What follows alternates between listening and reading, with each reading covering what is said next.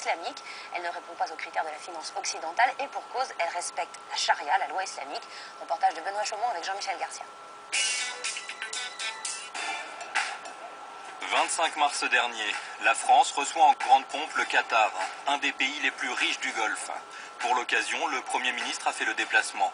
La ministre de l'économie, elle, fait les yeux doux aux banques islamiques. La France souhaite favoriser le développement de la finance islamique et devenir, comme d'autres places financières en Europe, un point d'accueil privilégié des capitaux d'origine islamique en Europe et dans la zone euro en particulier. Objectif de la ministre, ne pas laisser Londres seul sur ce marché très alléchant. Au niveau mondial, il représente 800 milliards de dollars. Pour combler son retard, la France doit encore faire quelques modifications juridiques. En attendant, à l'université Paris-Dauphine, on se prépare. Depuis septembre, les élèves peuvent suivre des cours de finance islamique. Les étudiants préfèrent parler de finance éthique. C'est éthique dans la mesure où les principes défendus par la finance islamique sont l'interdiction de l'intérêt, donc de l'usure, la prohibition de la spéculation, la prohibition de l'incertitude dans les transactions, l'adossement de toute transaction à un actif tangible. Donc tous ces principes qui nous ramènent en fait à proximité de l'économie réelle. Des principes simples qui ont permis aux banques islamiques de mieux traverser la crise que les autres.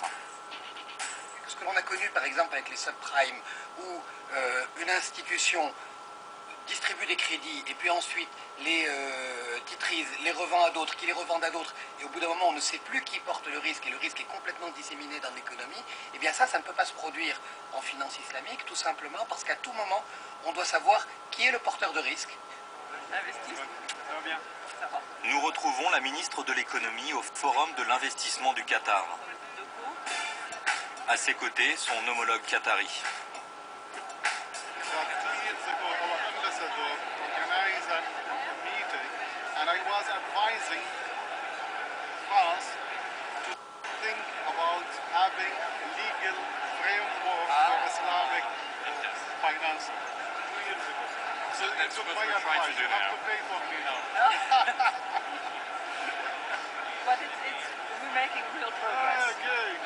Madame la ministre, quels sont les obstacles en France?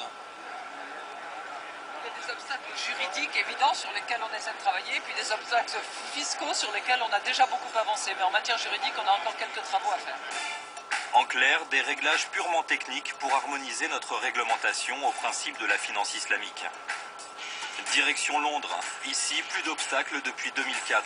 La Grande-Bretagne, qui compte près de 2 millions de musulmans, a été le premier pays européen à ouvrir une banque islamique. Dans ce quartier cosmopolite, religion et finances font très bon ménage. Pour nous, l'islam est une façon de vivre. Si vous trouvez une banque qui comprend cela et qui vous propose des services en accord avec vos convictions, alors c'est idéal pour vous d'y placer votre argent. Farouk Raza est un des fondateurs de la première banque islamique britannique. Aujourd'hui, il conseille des banquiers anglais et français. Le nombre de musulmans en France est estimé aujourd'hui entre 5 et 6 millions. C'est une population qui est assez active économiquement, jeune aussi en âge. Donc les données démographiques en fait démontrent que c'est un marché avec un potentiel de croissance très fort. Selon lui, si la France a pris du retard, c'est pour des raisons culturelles. Ici, on n'a jamais entendu la question de la laïcité d'abord, et puis en plus, l'Angleterre célèbre sa diversité culturelle, linguistique, ethnique, etc. Un peu plus qu'en France. Un peu plus qu'en France. Donc ici, c'est vu comme une force au lieu d'une faiblesse. Retour en France. En septembre, le gouvernement a tenté d'adapter la loi française à la finance islamique. Mais ces ajustements officiellement techniques ont déclenché un débat de principe chez les gardiens de la laïcité. Nous pensons pour notre part qu'il ne faut introduire ni les principes de la charia, ni l'éthique du Coran, ni d'ailleurs le droit canon, pas plus que le Talmud, qui soit, ou la Torah, qu'elle soit de Babylone ou qu'elle soit de Jérusalem. Quand les musulmans sont riches, ils sont bienvenus, on cherche même à les attirer. Mais en revanche, quand ils sont pauvres, il faut les remettre dans des avions avec leurs familles et les expulser. Quelques semaines plus tard, le texte sera retoqué par le Conseil constitutionnel. Pas sur le fond, mais sur la forme. L'amendement avait été glissé dans un projet de loi qui n'avait rien à voir avec le sujet. que Bercy va pouvoir contourner l'Assemblée nationale? Alors, contourner l'Assemblée nationale, il n'en est pas question.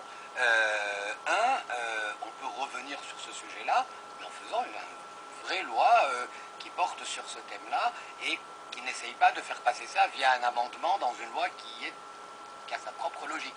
Donc, je pense que le faire proprement, c'est une première façon de procéder. Hervé de Charette était ministre des Affaires étrangères dans le gouvernement Juppé. Aujourd'hui, c'est le monsieur finance islamique en France.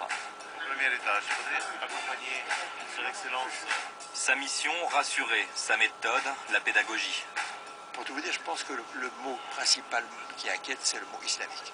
On pense que finance islamique, c'est un mot qui est mal traduit en français.